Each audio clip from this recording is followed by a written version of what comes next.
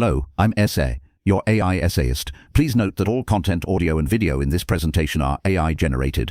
As AI can sometimes produce inaccuracies, I encourage you to verify any factual information presented. With that in mind, let's begin. Robert Hooke emerged during a period of profound scientific transformation, a time when observation and experimentation began to supplant philosophical speculation as the primary means of understanding the natural world. His early life provided fertile ground for the burgeoning scientific revolution. Born in 1835 on the Isle of Wight, Hooke demonstrated an exceptional aptitude for mechanical contrivances and artistic representation from a young age. A natural tinkerer, he reportedly dismantled and reconstructed clocks, displaying an innate understanding of their intricate mechanisms. His artistic talent manifested in detailed drawings, a skill that would later prove invaluable in his scientific pursuits. Circumstances initially steered Hooke toward the clergy, but his delicate constitution and persistent headaches proved unsuitable for the rigors of theological study. This apparent setback proved fortuitous. His father, recognizing his son's unique gifts, sent him to London to apprentice with Peter Lely, a renowned portrait painter. This exposure to the artistic world honed Hooke's observational skills and draftsmanship, qualities essential to his later scientific work. A pivotal moment arrived when Hooke's path intersected with that of Robert Boyle, a wealthy and influential natural philosopher. Boyle, driven by a deep curiosity about the properties of air, sought to investigate the relationship between its pressure and volume. This question, central to the emerging field of pneumatics, demanded innovative experimental techniques. Boyle recognized Hooke's mechanical ingenuity and employed him as a laboratory assistant. Boyle envisioned an apparatus capable of manipulating air pressure within a controlled environment. The device he imagined was an air pump, a machine designed to evacuate air from a sealed vessel. Hooke assumed the crucial role of constructing and refining this complex instrument. He translated Boyle's theoretical concepts into a tangible, operational device. The initial designs proved cumbersome and inefficient, requiring considerable modification. Hooke's contributions extended beyond mere construction. He introduced significant mechanical innovations, improving the pump's efficiency and reliability. He devised more effective sealing mechanisms, addressing the persistent problem of air leakage. He also optimized the pump's piston and cylinder design to maximize the amount of air evacuated with each stroke. The air pump became the centerpiece of Boyle's pneumatic investigations. Through meticulous experimentation, Boyle and Hooke systematically explored the behavior of air under varying pressures. They observed the effects of vacuum on combustion, respiration, and the transmission of sound. These experiments yielded groundbreaking insights into the nature of air and its role in various natural phenomena. The culmination of this collaborative effort was the publication of New Experiments Physico-Mechanical, Touching the Spring of the Air and Its Effects, a seminal work in the history of pneumatics. Published in March 1660, the book detailed the design and operation of Boyle's air pump, along with the experimental results obtained using it. While Boyle is credited as the primary author, Hooke's contributions were integral to the project's success. The book included detailed illustrations of the air pump and experimental setups, likely executed by Hooke himself. The text also acknowledged Hooke's mechanical expertise and his role in troubleshooting the pump's design flaws. The collaboration between Boyle and Hooke exemplifies the collaborative nature of early scientific inquiry. Boyle provided the intellectual framework and financial resources, while Hooke supplied the technical expertise and practical skills necessary to bring Boyle's ideas to fruition. This partnership yielded a powerful synergy, accelerating the pace of scientific discovery. Boyle's interest in pneumatics directly shaped Hooke's early career, providing him with a platform to showcase his mechanical talents and contribute to a major scientific endeavor. The significance of New Experiments extends beyond its specific findings on the properties of air. It established a new standard for scientific experimentation, emphasizing the importance of controlled conditions, precise measurements, and detailed documentation. The book's widespread dissemination helped to popularize the experimental method and inspire further investigations into the natural world. Hooke's involvement with Boyle's air pump marked the beginning of a remarkable scientific career. His contributions to pneumatics laid the foundation for his later work in diverse fields, including microscopy, elasticity, and architecture. His ability to translate theoretical concepts into practical devices, coupled with his keen observational skills, made him one of the most versatile and influential scientists of his time. This exploration of Robert Hooke's life and work reveals a figure whose intellectual curiosity and experimental prowess spanned a remarkable range of scientific disciplines. His contributions, often overshadowed by those of his contemporaries, deserve closer examination. From his early work with Boyle to his groundbreaking investigations into the microscopic world and the properties of materials, Hooke left an indelible mark on the scientific landscape. His legacy continues to resonate today, informing our understanding of the natural world and inspiring future generations of scientists. Boyle's air pump marked the beginning of a remarkable scientific career. His contributions to pneumatics laid the foundation for his later work in diverse fields, encompassing microscopy, elasticity, and architecture. His ability to translate theoretical concepts into practical devices, coupled with his keen observational skills, made him one of the most versatile and influential scientists of his time. This exploration of Robert Hooke's life and work reveals a figure whose intellectual curiosity and experimental prowess spanned a remarkable range of scientific disciplines. His contributions, often overshadowed by those of his contemporaries, deserve closer examination. From his early work with Boyle to his groundbreaking investigations into the microscopic world and the properties of materials, Hooke left an indelible mark on the scientific landscape. His legacy continues to resonate today, informing our understanding of the natural world and inspiring future generations of scientists. The year of 1665 witnessed the publication of a book that would forever alter humanity's perception of reality, Micrographia. In this meticulously crafted volume, Robert Hooke unveiled a world previously hidden from ordinary sight, a world teeming with intricate structures and unexpected forms. Micrographia addressed a fundamental limitation, the inherent constraints of human vision. It sought to extend the reach of human perception, allowing observers to explore the minute details of the natural world. At the heart of Hooke's endeavor lay the compound microscope, an instrument he skillfully employed to magnify objects far beyond the capabilities of the naked eye. While early microscopes existed, Hooke refined their design and usage, optimizing illumination and focusing mechanisms to achieve unprecedented clarity. His microscopes, painstakingly constructed, became tools for discovery, opening portals to a realm of previously unimagined complexity. Micrographia itself is a testament to Hooke's meticulous observational techniques. The book is filled with detailed engravings, each one a faithful rendering of what Hooke observed through his microscope. These were drawings, not photographs, requiring immense skill to produce. He didn't merely sketch, he meticulously documented the shapes, textures, and arrangements of microscopic structures. Hooke's approach was systematic, carefully controlling variables and documenting his observations with precision. Among the many wonders revealed in Micrographia Hooke's observations of insects hold a prominent place. He depicted the intricate details of flea anatomy, showcasing their powerful legs, sharp claws, and segmented bodies. These images, striking in their detail,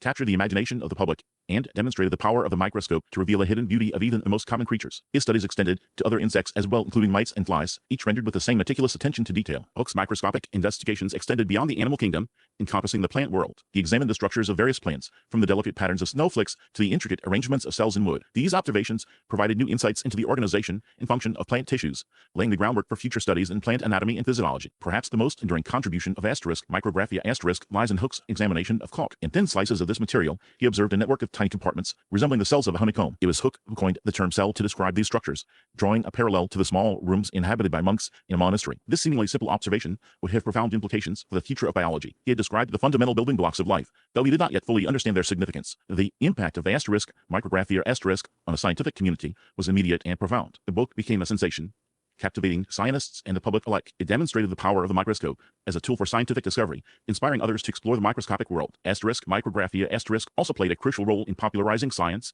making its findings accessible to a wider audience. Hooke's clear writing style and detailed illustrations made complex scientific concepts understandable and engaging. Micrographia's legacy extends far beyond its initial publication. The techniques and observations presented in the book laid the foundation for future advances in microscopy and cell biology. Scientists built upon Hooke's work, developing more powerful microscopes and using them to explore the inner workings of cells. The study of cells, now known as cytology, became a central focus of biological research, leading to breakthroughs in our understanding of disease, development, and inheritance. The continuing importance of microscopy in biological research and materials science underscores the enduring relevance of Hooke's work. Modern microscopes, now more sophisticated than those available in the 17th century, allow scientists to visualize structures at the atomic level. These powerful tools are used to study everything from the molecular mechanisms of disease to the properties of new materials. Microscopy remains an indispensable tool for scientific discovery, a testament to Hooke's pioneering work. Hooke's investigations, while groundbreaking, benefited from the innovations of others. Antoine van Leeuwenhoek, a Dutch tradesman and scientist, developed his own lens grinding techniques, producing simple microscopes with remarkable magnifying power. While van Leeuwenhoek's instruments were simpler in design than Hooke's compound microscope,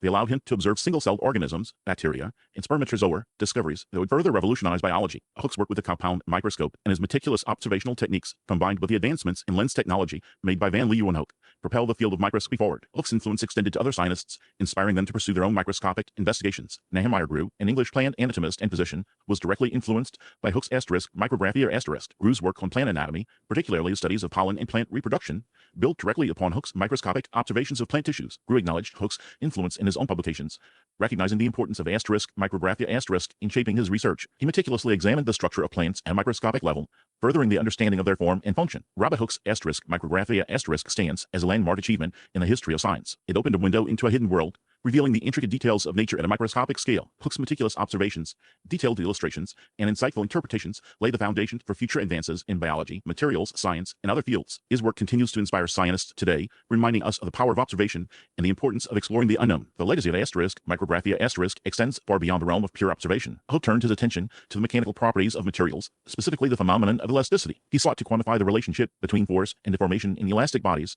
a problem of immense practical and theoretical significance. Understanding this relationship was crucial for designing reliable structures, springs, and other mechanical components. Hooke embarked on a series of experiments, employing springs and weights to meticulously measure the deformation produced by varying forces. His experimental setup, though simple in its essence, allowed him to gather precise data on the elastic behavior of different materials. He carefully observed that the extension of a spring was directly proportional to the force applied to it, a relationship that held true within certain limits. This observation led Hooke to formulate his now famous law of elasticity, a cornerstone of modern engineering and materials science. Hooke's law, expressed mathematically as F equals -kx, where F represents the applied force, X represents the displacement or deformation, and K is a constant known as the spring constant, quantifies the linear relationship between force and extension. The negative sign indicates that the restoring force exerted by the spring is in the opposite direction to the displacement. The initial publication of Hooke's discovery was veiled in a clever, if somewhat cryptic, anagram of C in a stove. This was a common practice at the time, intended to establish priority without fully revealing the discovery before one was ready. He later deciphered the anagram as tensio sic vis, a Latin phrase meaning as the extension, so the force. This succinct statement encapsulates the essence of Hooke's law, expressing the direct proportionality between the extension of an elastic material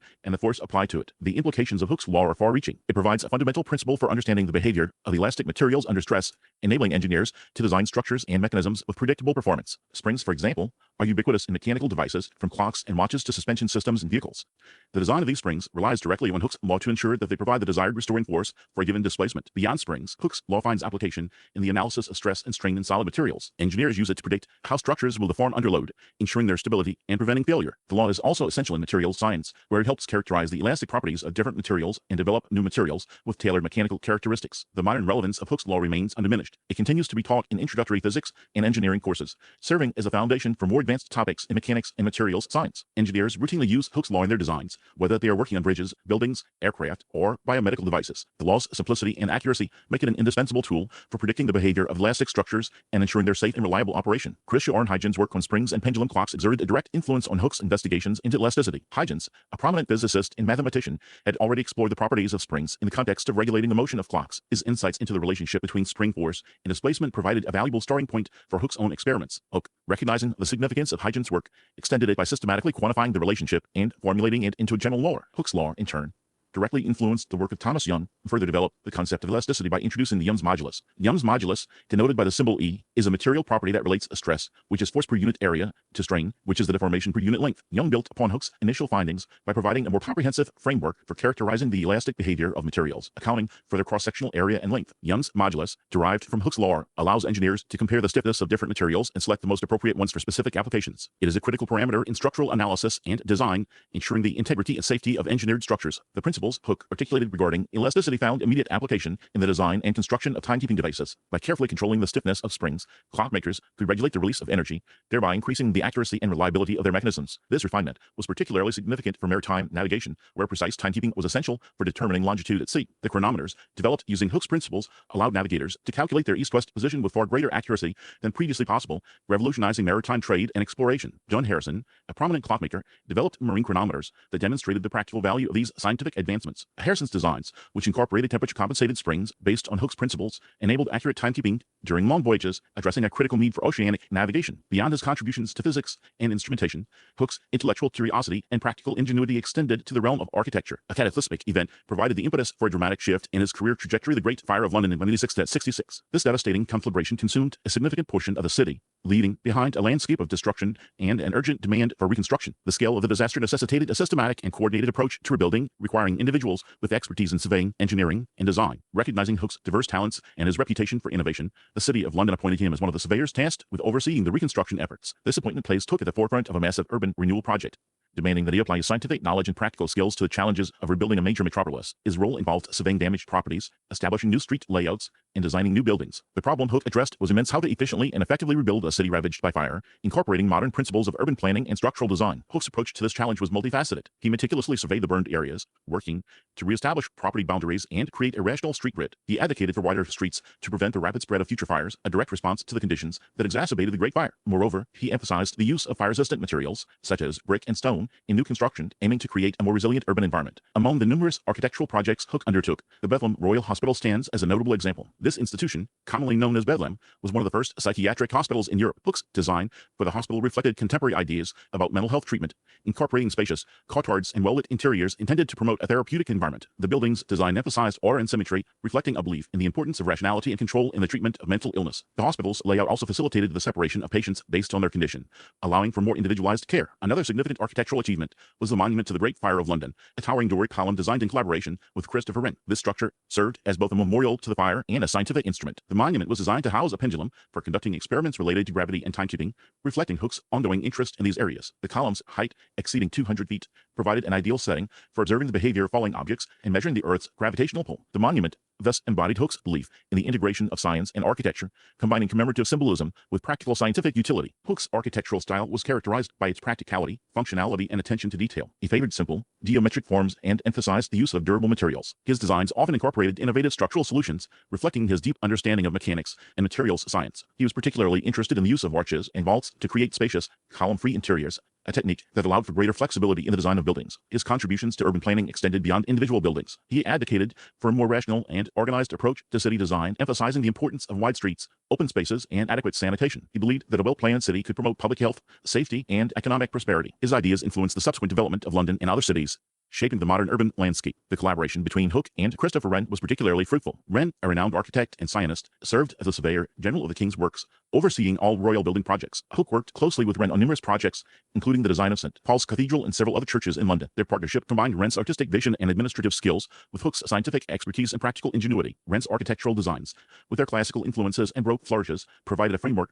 for Hooke's more pragmatic and technically oriented contributions. The collaborative approach involved a division of labor, with Wren focusing on the overall aesthetic design and Hooke concentrating on the structural engineering and technical details. This division of responsibilities allowed them to leverage their respective strengths, resulting in buildings that were both visually impressive and structurally sound. The Dome of St. Paul's Cathedral, for example, stands as a testament to their successful partnership, combining Wren's architectural genius with Hooke's engineering expertise. Hooke's influence extended to other architects, including Nicholas Hawksmoor, who worked as Wren's assistant and later became a prominent architect in his own right. Hawksmoor's architectural style, characterized by its dramatic scale, bold forms, and intricate detailing, reflected the influence of both Wren and Hooke. Hawksmoor's designs for churches and public buildings incorporated elements of classical architecture, Gothic revival, and Baroque styles, creating a unique and distinctive architectural vocabulary. His work stands as a lasting testament to the enduring impact of Hooke's architectural vision. Hooke's architectural contributions were not limited to grand public buildings. He also designed numerous private residences, shops, and warehouses, adapting his architectural principles to a variety of building types. His designs for these smaller-scale structures reflected his commitment to practicality, functionality, and affordability. He sought to create buildings that were both aesthetically pleasing and economically viable,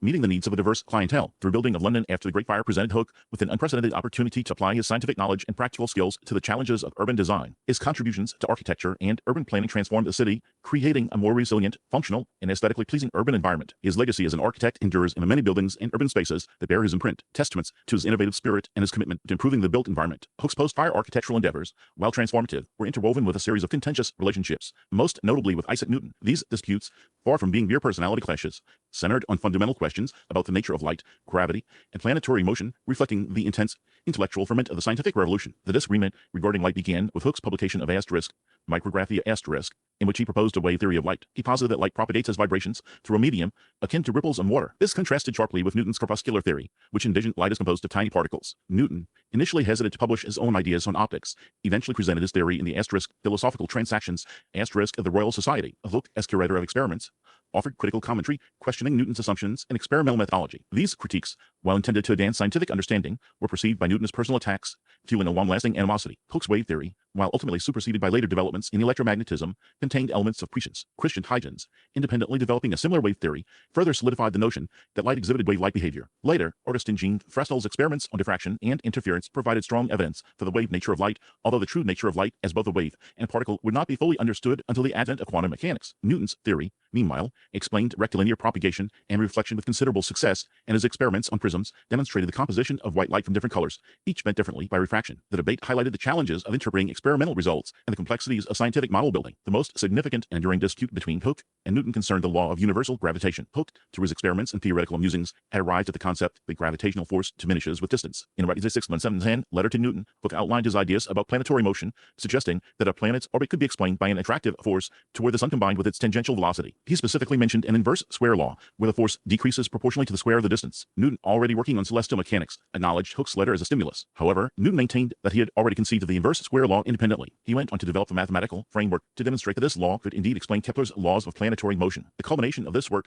was the Principia Mathematica published in 1687. Hooke felt that Newton had appropriated his ideas without proper acknowledgement. He believed that Newton should have explicitly credited him for suggesting the inverse square law. This led to accusations of plagiarism and further strained their relationship. Determining the exact extent of Hooke's contribution remains a subject of historical debate. While Hooke lacked the mathematical prowess to rigorously prove the inverse square law, his correspondence with Newton suggests that he had a clear understanding of its qualitative implications. The asterisk Principia asterisk cemented Newton's place as one of the greatest scientists of all time. It provided a comprehensive and mathematically rigorous explanation of gravity and its role in governing the motion of celestial bodies. Edmund Halley, who encouraged Newton to write the asterisk Principia asterisk and funded its publication, played a crucial role in ensuring its dissemination. The work directly influenced a generation of scientists, including Alexis Clairaut, who applied Newtonian mechanics to the study of the moon's orbit, and Joseph Louis Lagrange, who developed Lagrangian mechanics, a powerful alternative formulation of classical mechanics. Hooke's contributions to the development of the law of universal gravitation, while not as mathematically complete as Newton's, were nonetheless significant. He identified the key elements of the problem, including the inverse square law and a combination of gravitational attraction and tangential velocity. His inability to provide a rigorous mathematical proof does diminish the importance of his insights,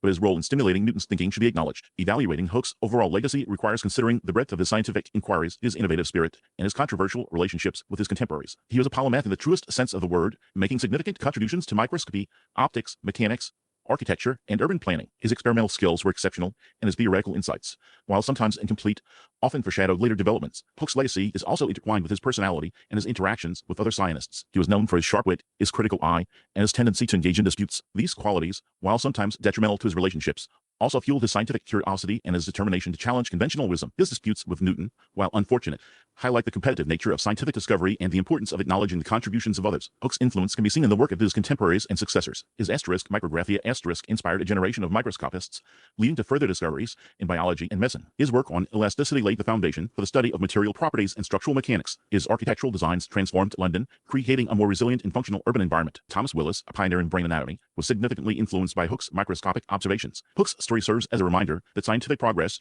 is a collaborative endeavor involving both individual genius and the exchange of ideas. He may not have achieved the same level of fame as Newton, but his contributions were essential to the advancement of science in the 17th century. His innovative spirit, his experimental skills, and his theoretical insights make him a truly remarkable figure in the history of science. In conclusion, Robert Hooke stands as a pivotal figure in the scientific revolution, a polymath whose intellectual curiosity and experimental prowess span an extraordinary range of disciplines, from the microscopic realm revealed in asterisk Micrographia asterisk to the grand designs that reshaped London's skyline. Hooke's contributions were both profound and diverse. His exploration of elasticity, his insights into the nature of light, and his role in the conceptualization of universal gravitation showcase a mind constantly probing the fundamental principles of the natural world. While his disputes with contemporaries, particularly Isaac Newton, and sometimes overshadow his achievements, these conflicts underscore the intensely competitive environment of scientific discovery. Ultimately, Hooke's legacy lies not merely in specific discoveries or inventions, but in his embodiment of the scientific spirit, a relentless pursuit of knowledge, a willingness to challenge established ideas, and a commitment to empirical observation as the foundation of understanding. He was a true pioneer whose work continues to inspire and inform scientific inquiry. We really appreciate you tuning into this AI-powered presentation.